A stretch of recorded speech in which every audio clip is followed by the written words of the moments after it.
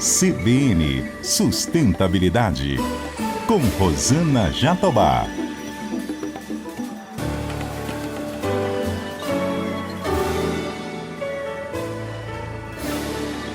Oi, pessoal, tudo bem? O CBN Sustentabilidade de hoje faz uma análise da evolução da agenda ESG no Brasil e no mundo neste ano de 2022 e traça possíveis cenários para 2023.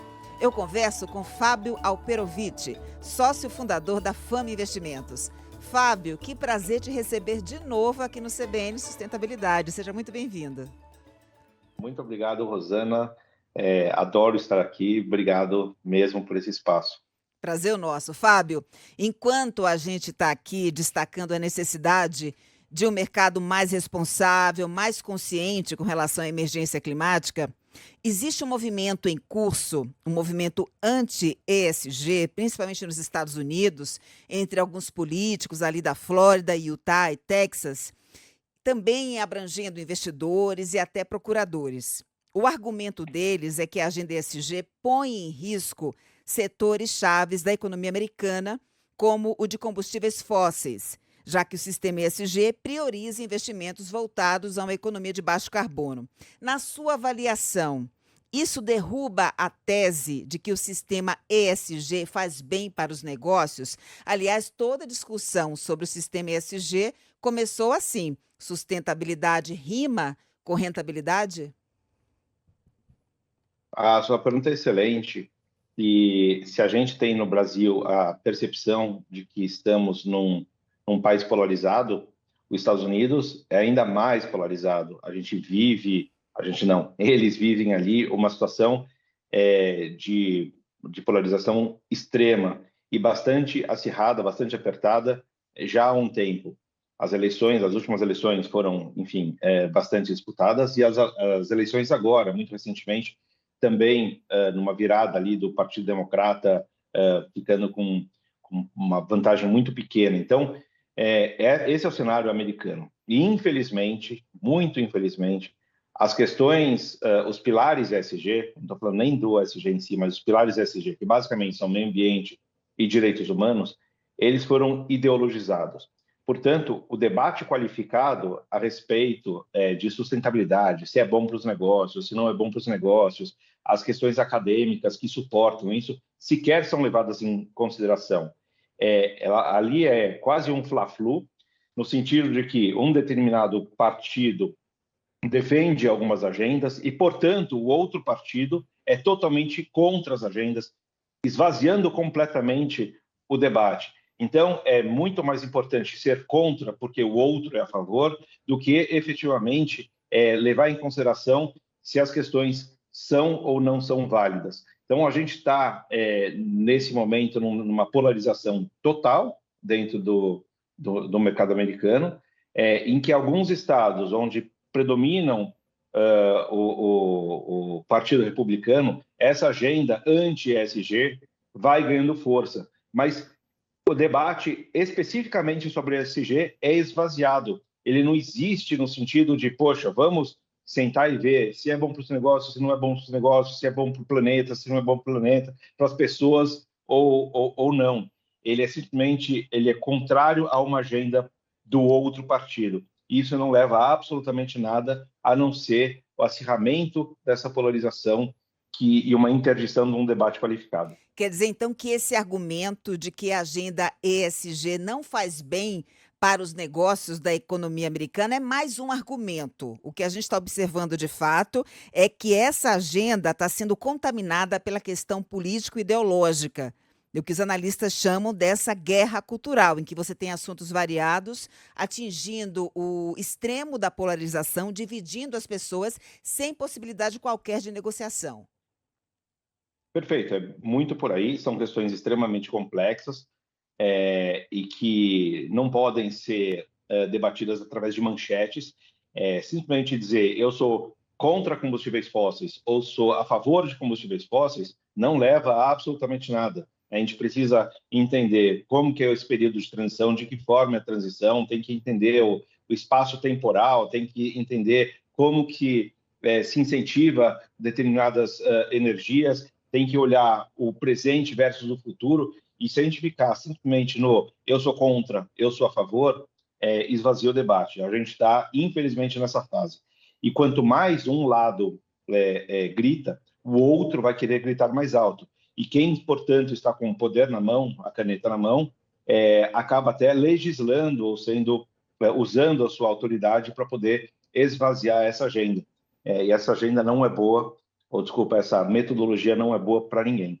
Agora, Fábio, analisando de fato o risco de se impor esse tipo de regra anti-ESG. Alguns analistas de bancos e corretoras dizem que isso pode diminuir a competitividade das economias locais, prejudicar a atração de investimentos e a rentabilidade dos negócios no futuro. Muitos também argumentam que os estados vão ter problemas de desemprego e dificuldade de realocação da força de trabalho em atividades relacionadas à economia verde.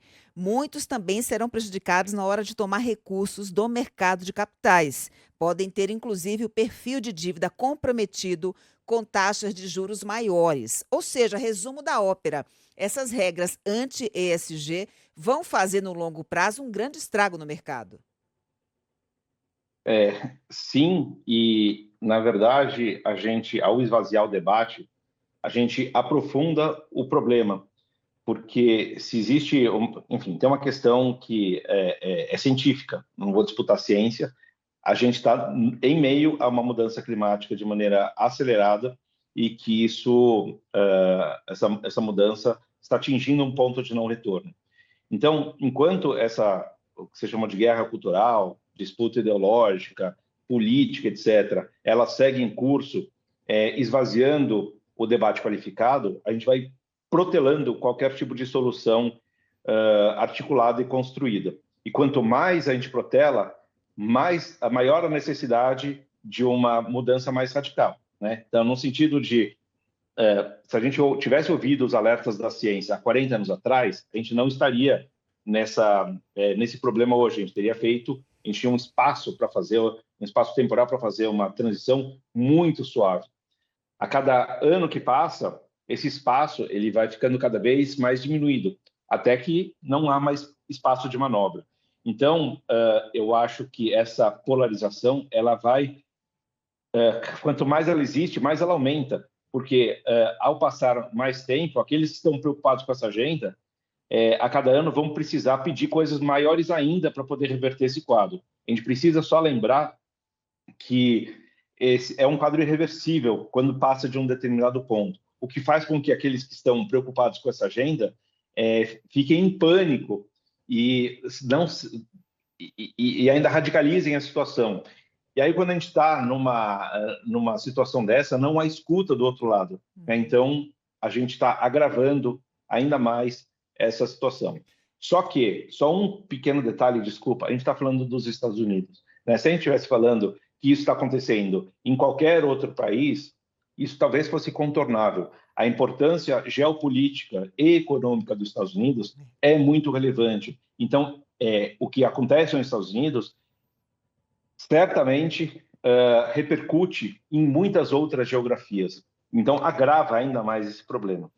E isso, né, Fábio, traz de volta aquele velho fantasma do negacionismo, que começou com aquela ideia de que o aquecimento global não advém da atividade humana. Quando a gente julgava superada essa questão, a gente tem que lidar agora com mais esse tipo de atitude que funciona como uma espécie de distração do que realmente importa nesse cenário de emergência climática. Eu mencionei agora há pouco que alguns governadores americanos do Partido Republicano que estão, de fato, liderando essa reação ao sistema ESG.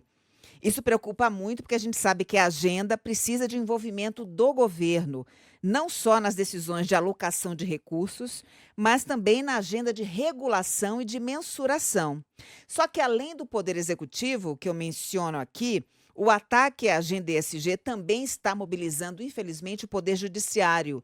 Nós já temos 19 estados americanos, procuradores desses 19 estados, que estão, de alguma forma, também criando situações ali de ataques ao sistema ESG. Quando chega nesse nível, né, do Poder Judiciário, a preocupação só cresce, né? Porque deixa de ser política de governo e passa a ser realmente algo que faz parte da instituição. Perfeito. A gente só tem que lembrar que não existem empresas, não existe governo, não existe poder judiciário. Existem pessoas. Pessoas formam empresas, pessoas formam governo, pessoas formam poder judiciário. Cada uma dessas pessoas tem suas próprias convicções e elas vão atuar de acordo com seus valores e convicções.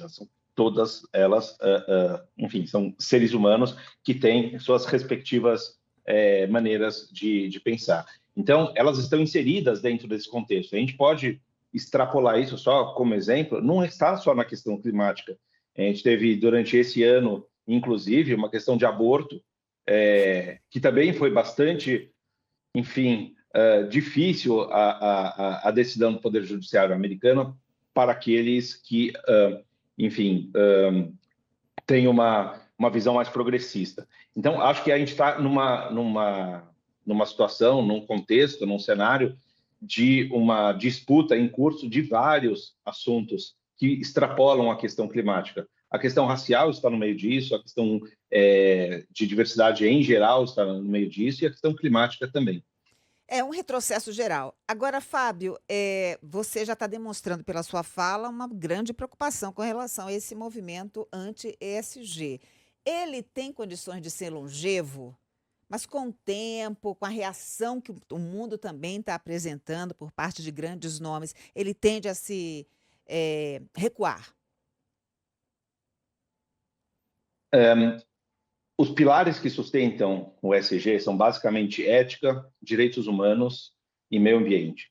Esses pilares, eles deveriam estar acima de qualquer ideologia e não abaixo de qualquer ideologia. Não faz sentido uma determinada ideologia ter uma agenda para direitos humanos, meio ambiente, e a outra ideologia ter uma posição contrária.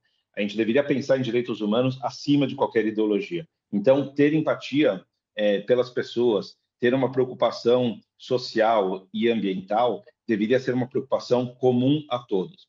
Especificamente na questão ambiental, existe ciência, né? E um dado curioso que poucas pessoas sabem, a gente respeita, né, em geral, muito a medicina. Na pesquisa acadêmica sobre questões de medicina, em geral, existe uma concordância de 80% em relação a um determinado aspecto. Em relação à questão climática, é de mais de 99%. Então, não há dúvida científica em relação à questão climática, em relação ao papel do homem em relação à questão climática. Então, é quase como se a gente estivesse disputando aqui, discutindo se a Terra é redonda ou não. Isso é ciência. Isso não deveria estar dentro de uma pauta ideológica. E isso é um atraso, portanto. Então, quanto mais a gente se mantém nessa guerra ideológica, mais atraso a gente tem. Agora, as questões são todas complexas. Não existe a gente simplesmente falar assim, olha, não vai existir mais petróleo do dia para a noite. Existem vários países que dependem de ainda energia suja e que precisa de um espaço para transição. Qual será esse espaço, espaço temporal? Como será o incentivo para as energias limpas? Como isso será feito? É um debate que deveria ser um debate de todos e não um debate ideológico. Bem, eu analisei com você até agora o primeiro golpe desferido contra a agenda ESG nesse ano de 2022, vindo aí da maior potência do mundo, os Estados Unidos. Agora vamos falar um pouco do papel do mercado financeiro, especificamente sobre o Larry Fink, que é o dono da BlackRock, a maior gestora de ativos do mundo, que está com, sei lá, quase 14 trilhões de dólares sob gestão. O Larry Fink costuma escrever aquelas cartas anuais, né, que acabam direcionando o mercado para o alinhamento à agenda ESG. A de 2020 ecoou fortemente, porque, de fato, assumiu que risco climático é risco de investimento, só que nesse ano de 2022, o Larry Fink anunciou que a BlackRock iria votar contra a agenda do clima nas assembleias, por considerar muito radicais e porque confrontaria aí os interesses financeiros dos seus clientes. Qual é o peso de uma atitude como essa, vinda do chamado guru do mercado financeiro? O Larry Fink escreve cartas sobre propósito já há muito tempo, se não me engano, desde 2013. A carta de 2020 encontrou o mundo num outro contexto. Então, muita gente acha que o Larry Fink acordou em 2020 e decidiu escrever aquela carta. Não é verdade. O Larry Fink escreve há muito tempo. Mas dentro daquele contexto se quiser, depois a gente fala um pouquinho sobre ele, por que ele estava um pouco diferente. Ele encontrou um mundo com uma escuta maior e ele inseriu, pela potência que ele tem de fala, pelo fato da BlackRock ter a relevância que tem, ele inseriu o mercado financeiro, em definitivo, dentro da pauta ESG. Então, no momento que ele faz essa inserção, ele é imbuído de uma responsabilidade que passa a ser maior do que ele mesmo ou maior do que a BlackRock. No momento que ele insere o mercado financeiro dentro dessa agenda, em 2020, outros pares da BlackRock começam a entrar na agenda também. Mas, bom, se a BlackRock está indo, eu também preciso ir, eu vou receber cobrança dos meus clientes, e de fato acontecia. Então, ele trouxe esse debate, ele trouxe essa discussão para o mercado financeiro americano e global. No momento que, em 2022, ele recua, enfim, acho que não cabe entrar no contexto aqui se ele está certo, se está errado, acho que não importa nesse momento, a simbologia do Larry Fink recuando significa também uma mensagem para todos aqueles que entraram nesse barco junto com ele, no sentido, poxa, se você está saindo, eu também posso sair. Então, ele precisava entender que não há mais Larry Fink, não há mais BlackRock, ele passou a ser muito maior do que tudo isso. E essa simbologia sendo arrefecida, ele causa um recuo muito grande na agenda ESG. E está sofrendo muita pressão, sim, e ele precisa entender o tamanho, né, da responsabilidade que ele tem dentro dessa agenda. Inclusive, né, Fábio, a BlackRock vive um risco reputacional sob comando de Larry Fink, é o que dizem alguns analistas, não só pela emissão dessas cartas que são contraditórias, mas também porque, na prática, ela está sendo acusada de hipocrisia ESG. Anuncia, por exemplo, abandonar os investimentos em carvão térmico, só que ainda continua injetando bilhões de dólares em novos projetos de carvão e grandes empresas de petróleo e gás. Isso dependendo do valor, né, do preço do carvão. Então, ora tem uma atitude, ora tem outra atitude. E realmente essa postura duvidosa acaba aqui comprometendo a credibilidade dele no mercado. Você se preocupa, por exemplo, com a voz, a mensagem que o Larry Fink deixa para os investidores aqui no Brasil? Rosana, acho que é importante a gente entender a complexidade desse assunto. Como você mesmo colocou, a BlackRock administra 14 trilhões de dólares em ativos no mundo inteiro e ativos das mais diferentes classes. Além disso, ela tem, em boa parte dos ativos, ela tem um poder discricionário. O que significa isso? Ela decide o que ela compra, o que ela vende. Tem alguns ativos que ela não tem poder discricionário. Tem ativos que ela segue um determinado índice. Enfim, a BlackRock, por si só, é extremamente complexa. E ela passou a ser vitrine. Então, algumas das críticas que a BlackRock recebe têm fundamento, sim. Outras não têm fundamento nenhum, porque, de novo, é um transatlântico, tem muitas coisas que, por exemplo, fundos de índice, vamos falar de Brasil. Se a BlackRock tem um fundo de índice Bovespa, o índice Bovespa contém Petrobras, significa que a BlackRock automaticamente tem que comprar ações da Petrobras. Goste ela de combustíveis fósseis ou não, faz parte da mecânica do produto. Não é uma decisão dela. Tá? Só para entender um pouco da complexidade. Agora, neste mundo que a gente vive de disputas de manchete ao invés de disputa de conteúdo, é muito fácil atirar pedra. Então, tem coisas, sim, que eu acho que a BlackRock poderia fazer muito melhor do que ela faz, mas tem muitas coisas que também são infundadas nessa crítica. E aí todos se valem dessa narrativa esvaziada para poder defender o argumento que querem. Então, é fácil jogar pedra, é fácil defender, e a gente continua sem sair do lugar. Bem, eu acho muito interessante você trazer esse ponto, até porque, né, Fábio, esse tipo de comportamento não é exclusivo de uma gestora como a BlackRock. Se você analisa, por exemplo, a questão do Fundo Amazônia, é o mesmo caminho, né? A Alemanha e Noruega anunciaram logo depois da vitória do presidente Lula que iriam voltar a financiar aqui no Brasil. Só que aí a gente sabe que eles estão cada vez mais ampliando o uso do carvão e exploração do petróleo no Ártico, ou seja, também correndo nessa postura dúbia. Me parece que tem sido uma prática comum aí no mercado, né? Bom, acho que, de novo, a questão é bem complexa. Existe muito greenwashing, muito, e eu costumo denunciar bastante greenwashing. Eu acho que greenwashing vem dos fundos de investimento, vem de governos, vem de empresas, e a gente tem que tomar muito cuidado com essa distinção entre discurso e prática. Por outro lado, a gente também não pode ignorar a complexidade da situação. Então, ainda que existe ainda uma preocupação enorme em relação à transição energética, a questão da guerra na Ucrânia faz com que qualquer plano tenha que sofrer algum tipo de ajuste. Uhum.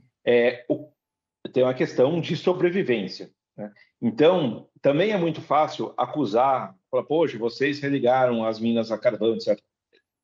É verdade, mas isso é fruto de uma falta de planejamento prévio, que essa transição deveria já ter sido feita há 10, 20, 30 anos, ou pelo menos ter começado. Então, nós, como seres humanos, procrastinamos soluções e hoje a gente passa a ser refém de um comportamento imediatista. Então, acontece alguma determinada coisa, o que a gente vai fazer? Não há mais instrumentos na mão.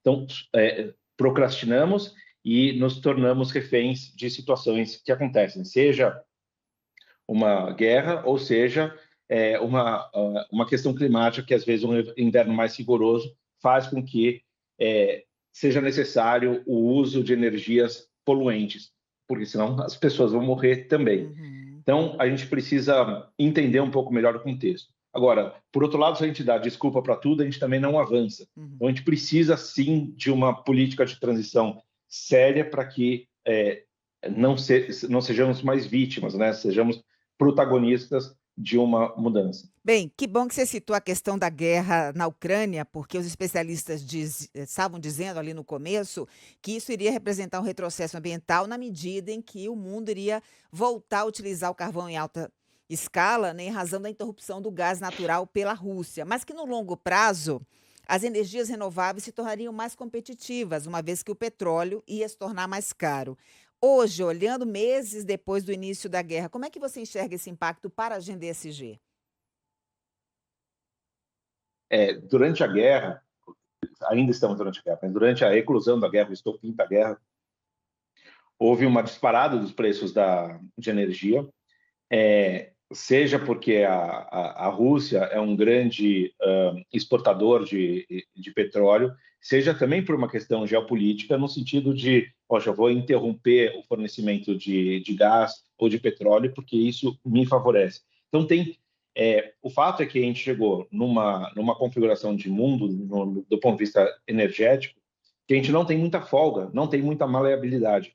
E isso dá para os países dois potenciais comportamentos. O primeiro é o seguinte: poxa, não posso mais ser refém da Rússia. A Rússia ou outros países que têm, vamos dizer, não sejam tão democráticos. Então, o que aconteceu na Rússia acaba sendo um alerta. Eu falo, poxa, amanhã pode acontecer num país do Oriente Médio, então eu preciso ter alguma reserva de emergência. E tendo essa reserva, exploração, isso aumenta a necessidade de exploração de petróleo, justamente para diminuir essa dependência. Então, o fato é que o mundo foi pouco prudente. O mundo é como se estivesse esticando a corda e contando com uma solução que não pudesse nada sair errado. Então, este chacoalhão que o mundo levou a partir da guerra na Ucrânia fez com que dois movimentos acontecessem. Alguns falam, bom, eu não quero mais sofrer isso, portanto, eu preciso explorar petróleo em outros lugares, o que é pior para a agenda. E alguns países falam assim, não, agora eu preciso acelerar renováveis para que eu nunca mais dependa de combustíveis fósseis, que, bem ou mal, os maiores produtores são democracias questionáveis. E, portanto, eólicas e solar acabam sendo incentivados. Além disso, ainda tem um debate grande em relação ao nuclear. Tem países que aceitam muito bem o nuclear, outros países não. Isso tudo só para dizer que não nada é fácil. Existe uma complexidade que a gente precisa entender. A gente só não pode ser reativo às situações. A ciência está lá, né? Disponível para todos. Os relatórios do IPCC são cada vez mais críticos.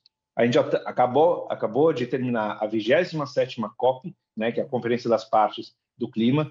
Tive o privilégio de estar lá, passei uma semana lá na COP. Mas se a gente, enfim, já fez 27 reuniões entre países e continua no recorde absoluto de emissões, alguma coisa muito errada a gente está fazendo, né? Não está dando certo esse caminho. Fábio, vamos analisar agora o papel da imprensa, da grande imprensa. Em julho desse ano, a revista britânica The Economist, que é a mais influência do mercado, trouxe na matéria de capa o seguinte título: ESG, as 3 letras que não vão salvar o planeta. E em outra edição, a revista também defende a necessidade de uma revisão do conceito da agenda ESG para que as empresas e os países se concentrem apenas nas emissões de carbono. Na sua avaliação, qual é o peso de uma revista influente como essa no esvaziamento da agenda ESG? Bom, primeiro, há uma nítida irresponsabilidade da revista. Na verdade, duas, e já vou falar das duas. A revista a publicação já devia ter percebido que estamos num mundo de redes sociais, de manchetes, de pouca profundidade, de grande superficialidade. Então, ainda que o conteúdo da matéria tenha sido muito melhor que a capa e que a manchete, o que fica é a capa e a manchete. Então, poucos leem o conteúdo denso da Economist, mas os antagonistas de plantão, né, adoram capas polêmicas para poderem justificar aquilo que gostariam de justificar. Então, há uma irresponsabilidade de uma publicação como essa, de lançar um debate que o conteúdo interno da revista pode até ter argumentos que eu concordo, não concordo, mas há alguma substância lá dentro, mas a manchete é completamente esvaziada. O segundo equívoco, na minha opinião, que ocorre, é que uma visão dessa revista completamente eurocêntrica, né, de uma publicação inglesa, onde o grande problema é a mudança climática. E não estou diminuindo o problema da mudança climática, mas eles não estão no Brasil, que é o 7º país mais desigual do mundo, ou um dos mais racistas do mundo, ou um dos mais transfóbicos do mundo, ou um dos mais corruptos do mundo. Eles estão na Inglaterra, onde existem, enfim, problemas muito menores do que o Brasil. Então, ao tratar o ESG como reduzi-lo a E e reduzir o E a emissões de carbono, significa esvaziar totalmente os problemas sociais que grande parte do mundo enfrenta e as questões de ética também. Então, eu acho que foi, enfim, um equívoco da revista, que olhou muito para o umbigo e de forma completamente reducionista. Bem, aqui a gente comentou alguns fatos que, de fato, apunhalaram a agenda ESG nesse ano de 2022, né, Fábio? Mas eu quero te ouvir a respeito de possíveis cenários para 2023, para a gente finalizar aqui nossa conversa. Você está otimista? Eu acho que, como você mesmo colocou, o ESG vive seu pior momento. Seja em função dessa guerra cultural, seja nesse contexto de guerra, seja commodity subindo, as publicações e etc. E no Brasil, talvez um pouco agravado por uma característica do brasileiro, que o brasileiro geralmente é celebratório, o que significa que pequenos avanços das empresas, eles são altamente celebrados pela comunidade investidora e pelos especialistas ESG. O que significa que as empresas se acomodam ao fazerem pouco. Então, há 100 coisas para fazer, a empresa faz 2, recebe um monte de aplausos, ela fala, para que eu vou fazer as outras 98? Portanto, a gente está num momento muito desafiador em relação a essa agenda. Então, me preocupa bastante. Por outro lado, o Brasil voltou a ser protagonista na questão climática. O Brasil era visto, foi completamente marginalizado nessa discussão nos últimos anos, e não há solução climática que não passe pelo Brasil. Então, isso era uma grande preocupação para o mundo, né? Em que o desmatamento aqui não parava de subir, os órgãos que deveriam fiscalizar estavam cada vez mais desmantelados e existia uma preocupação. Hoje existe uma esperança do mundo de que o Brasil vire protagonista da agenda de novo. O que, por outro lado, também é um risco, né? Um risco de decepção, porque a expectativa já está bastante alta.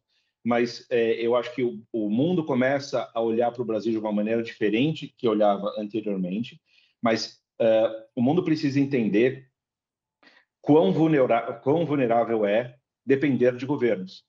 A gente não pode, numa questão tão séria, a cada 4 anos, ficar morrendo de medo se alguém vai proteger ou desmatar a Amazônia. Portanto, as soluções para evitar desmatamento e para ter uma agenda de pró-clima, ela não pode depender de governo. Ela precisa passar necessariamente pela iniciativa privada, pelo mercado financeiro e pelo regulador. Este debate precisa ser feito, ainda não foi. O regulador no Brasil está atrasadíssimo, o mercado financeiro no Brasil está atrasadíssimo e as empresas, uma parte muito pequena das empresas está, de fato, comprometida com o clima. Fábio, quero te agradecer imensamente a sua participação aqui no CBN Sustentabilidade. Uma pena que a gente não tenha mais tempo para repercutir outros aspectos. E isso já me dá o gancho para te convidar novamente. Oba, aceitarei. Obrigado, Rosana. Um beijo para você, para sua família. Um ótimo ano de 2023 para vocês. Igualmente para todos que estão nos ouvindo também. Eu conversei com Fábio Alperovitch, sócio fundador da Fama Investimentos. Além de ter acesso ao conteúdo pelo YouTube, você também encontra essa entrevista no site, no aplicativo da CBN ou na sua plataforma preferida. Colaboraram comigo aqui no CBN Sustentabilidade, minha linda produtora Letícia Valente, nos trabalhos técnicos, meu lindo Daniel Mesquita e na edição Rafael Furugem. Um beijo para você e até semana que vem. CBN Sustentabilidade, com Rosana Jatobá.